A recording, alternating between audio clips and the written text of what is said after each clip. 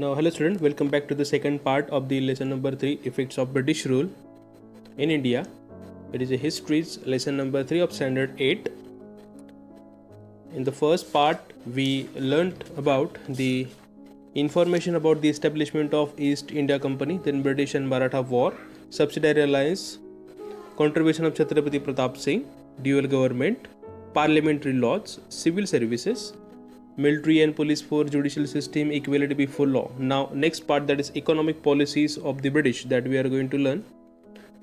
Now, what do you mean by economic policy of the British? Now, economic policies, that means they have decided to run the country accordingly. How to run the country to gain more and more economic profit. So that was the policy that they had decided. They did not come here to develop India economically. Actually, they came here just to loot India and gain more and more profit. So by which means they got more and more profit, that we are going to learn in this economic policy of the British. Now, since ancient times there were invasions in India, many invaders settled in India and were absorbed in the Indian culture. Even though there were many attacks were made on India, but many came here and settled here, and some of them just got mixed with Indian culture. Even though they ruled here, they never made any changes in the basic Indian economic system. They did not interfere in our system, but the Britishers were an exception. That means exception, something different. They made it actually. England was a modern nation due to industrial revolution, capitalist economy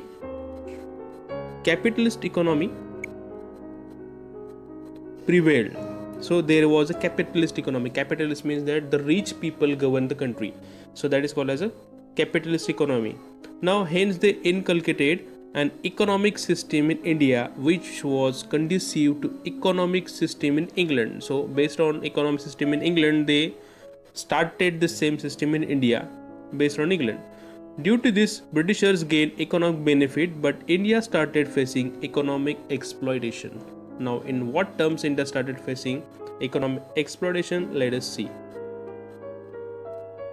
Number 1, land revenue policy. Now, what is this land revenue? Now, before the British rule, the village economic system was self-sufficient. We know that India was totally self-dependent. Okay, it was not dependent on any other country. Even the business were carried on in India, all the peoples were happy. Okay, they were economically good condition. Through agriculture and related services, the needs of the villages were fulfilled in the village itself. Okay, now land revenue was the main source of income of the state. Now this is the most important part. Only the land revenue, this is the main source. That was the main source of income of the state. Now during pre-British period, that means before Britishers come, revenue was based on the type of cultivated crop. So it was based on the which type of crop farmers are cultivating before Britishers.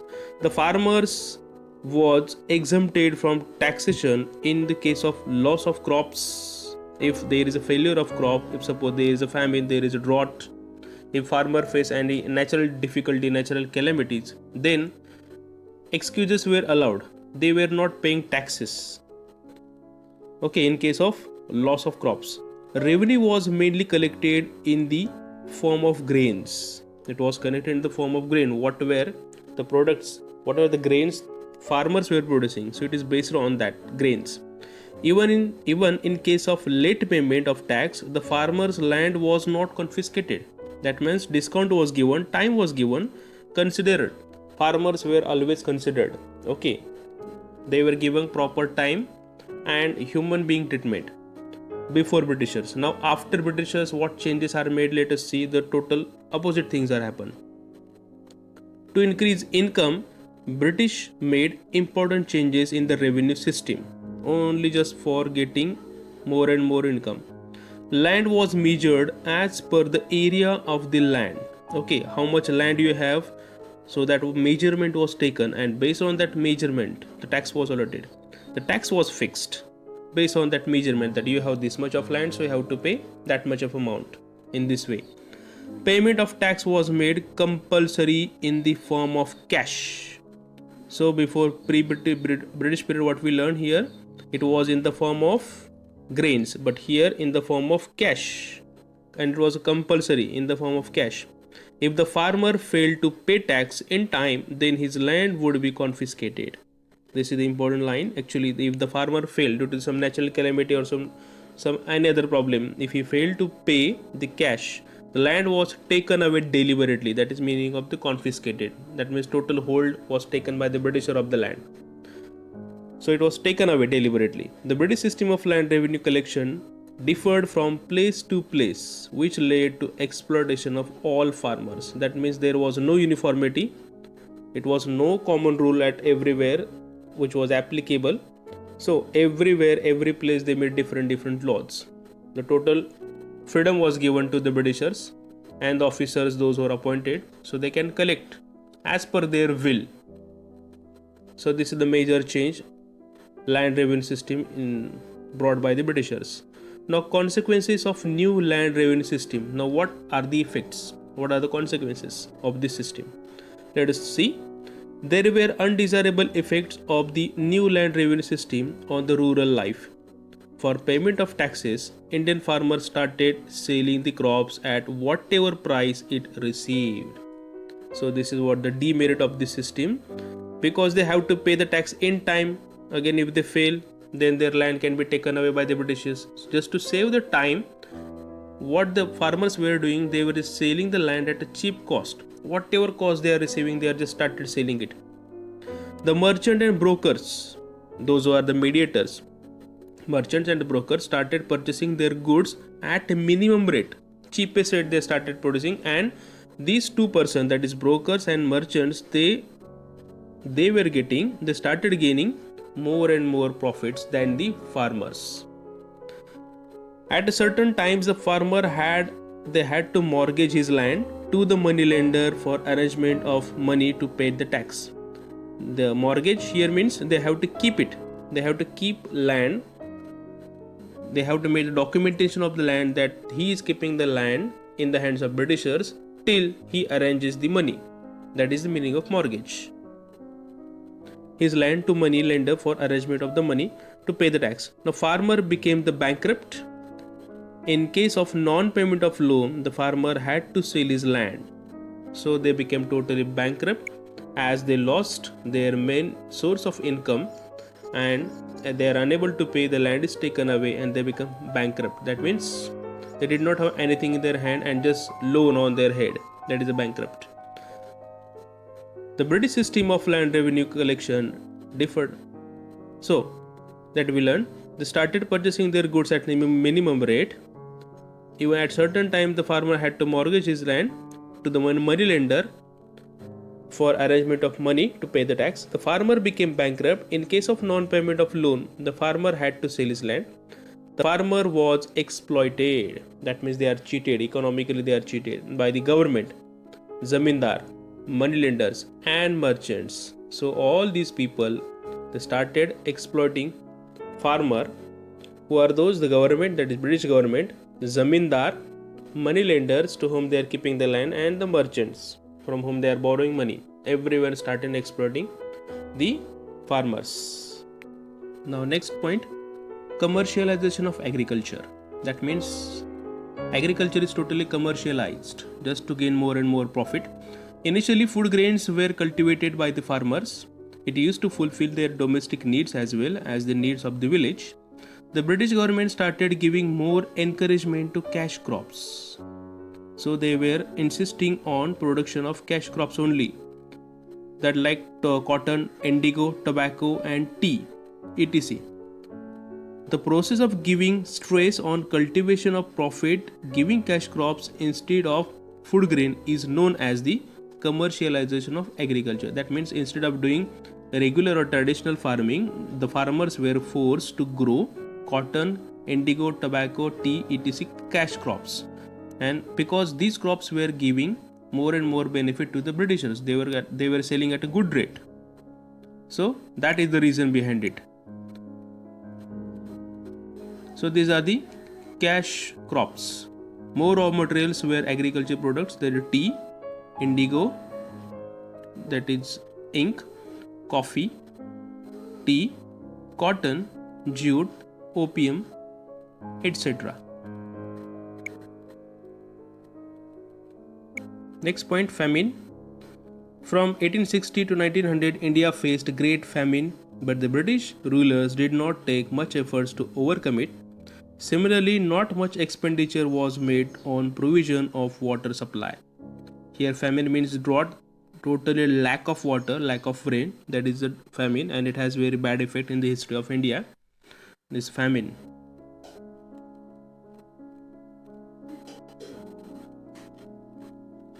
Next point, development in transport and communication system. For increase in trade and convenience of administration, the British developed modern facilities like transport and communication in India. In 1853, the first railway ran on the route of Mumbai to Thane. So this is the pick of first train which ran between Mumbai to Thane in 1853. In the same year, British started telegraph system in India. So in the same year, British started telegraph system in India. So this is the telegraph. Messages were used to receive in this way. Now due to it, all cities and military stations got connected to one another. Similarly, the British also started the postal system. Still today it is existed to the postal system running in India.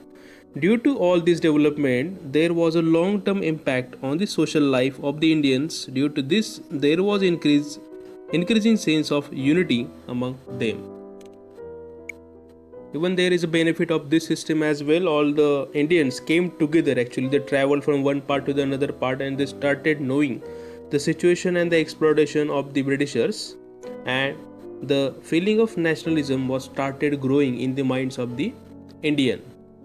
So this is also, we can say, one positive effect of it. Next point, the decline of traditional industries in India. So those industries were running in India traditionally, they declined. That is, they ended. How they ended, let us see. Now the British government obtained huge taxes on goods exported from India to England. So whatever goods were exported to the outside of India, so British government, they obtained huge taxes on goods that is exported from India to England. On the other hand, the very less tax was imposed on goods imported from England to India. The vice versa things was given. When Indians were exporting to England, high tax they were paying, and when they were receiving from England, the very less tax we were getting. Now also the goods manufactured in England were machine made, and hence there was a maximum production at minimum cost. In England, we know that industrial revolution took place, so they started taking more and more production, maximum production at minimum cost. It was possible for them to compete with such cheap products. Was difficult for the Indian artisans.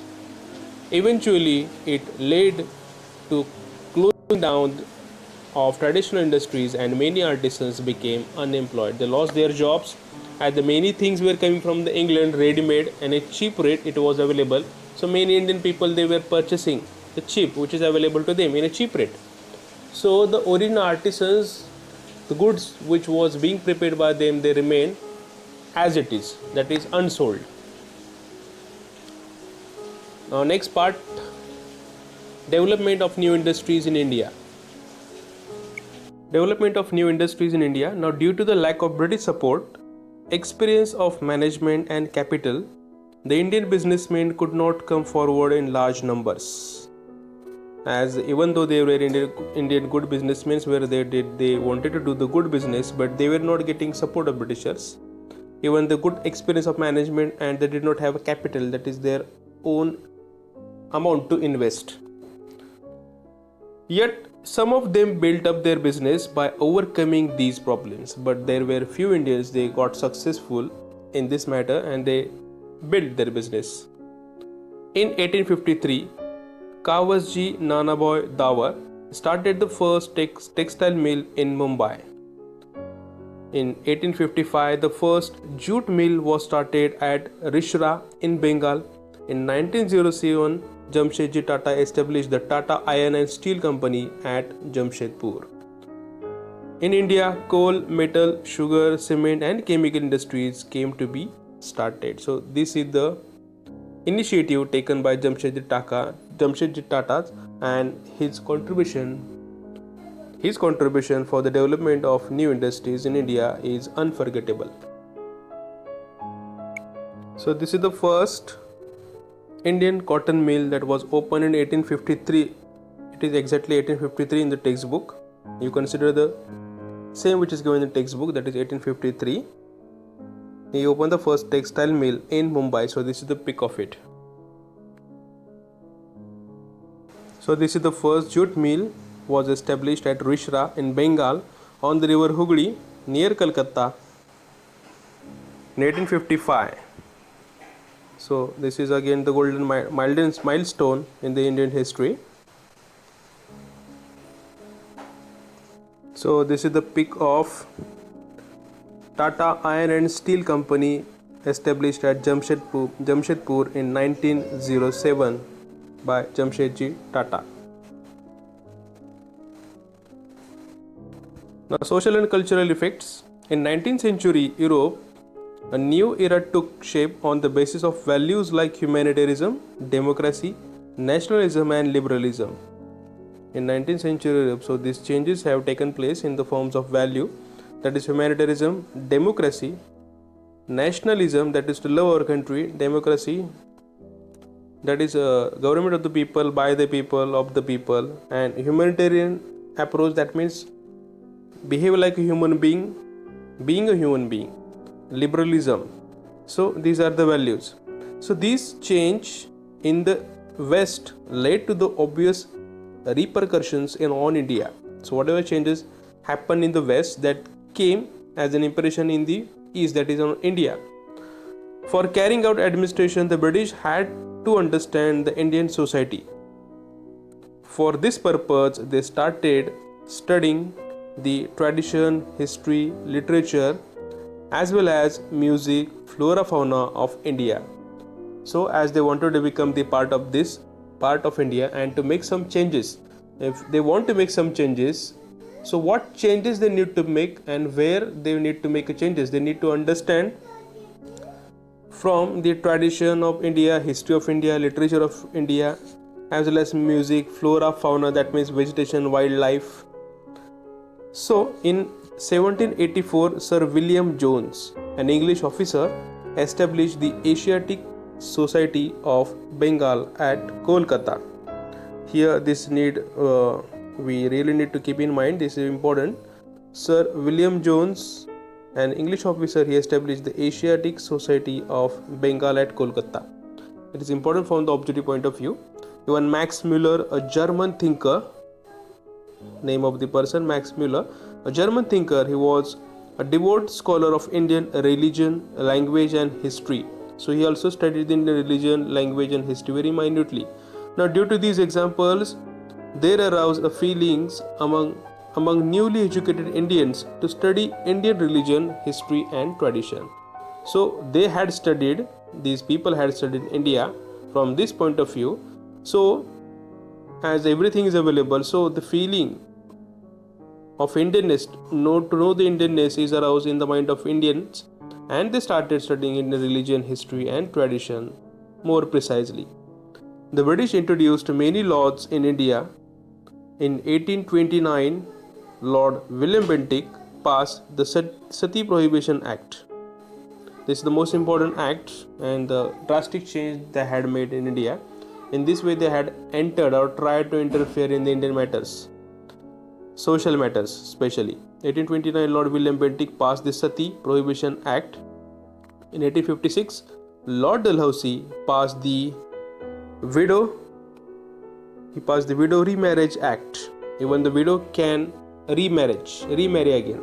So that is the Widow Remarriage Act passed by Lord Dalhousie. These acts were responsible for social reforms. For carrying out administration in India, the British required English educated Indians. According to recommendation of Lord Macaulay in 1835, English education started being imparted in India. So as per the request made by Lord Macaulay and the recommendation which he made to the Britishers, they started educating Indians as English medium education. Through new education Indians were introduced to Western thoughts, modern reform, science, and technology. In 1857, universities were established in Kolkata, Mumbai, and Madras. So, at the same time, same year, the three universities were established. One is at Kolkata, another is Mumbai University, and still Madras University. The Western educated middle class Indians led the social reform movement in India. So, this brought the drastic change in the minds of Indians that we will study in the next chapter.